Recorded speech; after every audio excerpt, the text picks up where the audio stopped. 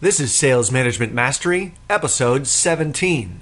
Welcome to Sales Management Mastery, where you get an insider's look on how to build, motivate, coach, and lead a high-performance, low-maintenance sales team. Here's your host, Ralph Burns.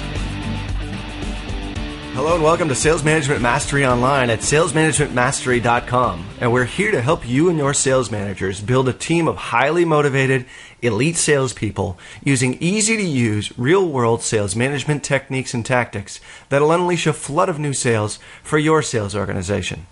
On this episode of Sales Management Mastery, we reveal the real secret to sales motivation and how to take the first step towards creating an individual motivational profile for each one of your sales reps.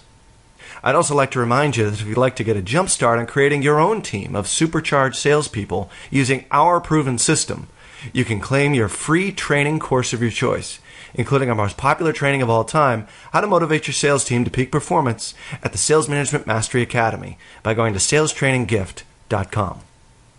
Now, if you've been listening to this show for a while, you probably realize that a lot of the concepts that we talk about here at Sales Management Mastery really have to do with motivating your sales team. And motivating your sales team is just one aspect of the job of a sales manager, but it's all-encompassing in that it also includes all the other sorts of things that you do as a sales manager, is that your sales managers do as sales managers when they're managing their salespeople, is not only motivating, coaching, and leading, but there should always be this undercurrent of motivation in everything and anything that you do, and be always acutely aware of the fact that everything, every interaction that you have, and every message that you send has to have an undercurrent of motivation associated with it in order to keep your salespeople at top form, especially in today's economy when sales are a little bit tougher to get than they normally are. And it's very important to have a highly motivated sales team to push you towards your goals as a sales manager or the goals of your organization. So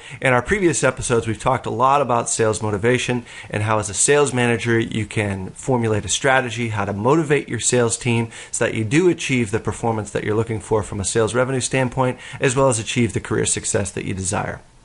Now, in one of our previous shows, we talked about the 7 forces of motivation, which are universal concepts, and we specifically made them tailored for salespeople specifically. And these motivational forces are forces that are driving your salespeople, whether or not they know it or not. And these are forces that actually come from their genetic makeup and were there very early on and were the same kinds of motivations that drove them when they were kids all the way through adolescence into early adulthood and now as people that are on your team.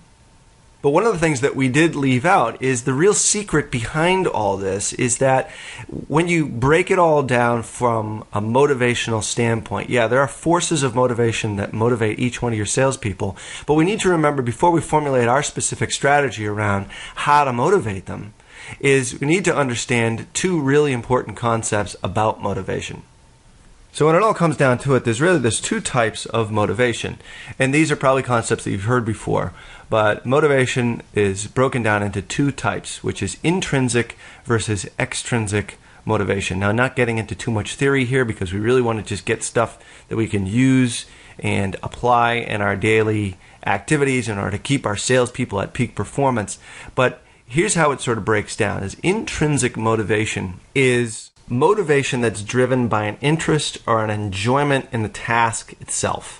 And it exists within the individual person rather than relying on any sort of external pressure. So, for example, an intrinsic motivation for somebody is that they find the task enjoyable unto itself. Let's say a person performs a task such as reading a book or maybe exercising or the art of selling or prospecting or whatever it happens to be. The task itself is the motivator because they find that enjoyable or pleasurable. And maybe the person finds it ethical as well. It makes them feel good and it's consistent with their personality type. And intrinsic motivation typically is a motivator because people have control over the outcome of the task to a certain degree. So intrinsic motivations are the things that are deep within those 7 forces of motivation that we've talked about before that really drive people towards the achievement of a particular objective. Now, maybe this might include a sense of achievement, or maybe a sense of responsibility, internal sort of job satisfaction, ownership, or even mastery of a particular thing that they do. So for your salespeople, it's important to remember these are internal drivers that you as a sales manager can't put there in the first place. Those intrinsic motivations are either there or they're not, and that's part of their motivational profile. What you as a sales manager can affect, though, is the external or extrinsic motivators, and that's what we're going to be talking about in our motivational strategies as we really break down each one of your reps to find out exactly how to motivate them based upon their personality types. So there's the intrinsic motivators, the things that are pleasurable unto themselves, but then there's the things that you can affect as a sales manager, which is the extrinsic motivators. Now, these motivators are external or from the outside the individual, and they're what you as a sales manager can control and change. So extrinsic motivators might be things like bonus plans or stock options, or maybe time off, or a promotion, or praise, or maybe threat of punishment. Things like appreciation or acknowledgement or competition, prizes, awards. These are the sorts of things that you as a sales manager or as a manager of sales managers, you can have your sales managers affect the motivation of salespeople. So not to get too theoretical here, but really it comes down to these two individual types of motivation, intrinsic versus extrinsic. And as a sales manager, you can most affect the extrinsic motivators, which then feed into the intrinsic motivators of each one of your people. And that's what we're going to focus on here, is to get into specific external or extrinsic techniques that you can use based upon your sales reps' individual motivational profile so that you can affect their sales performance in a positive way. Now, making this distinction between extrinsic and intrinsic motivation is only important because now we're going to give you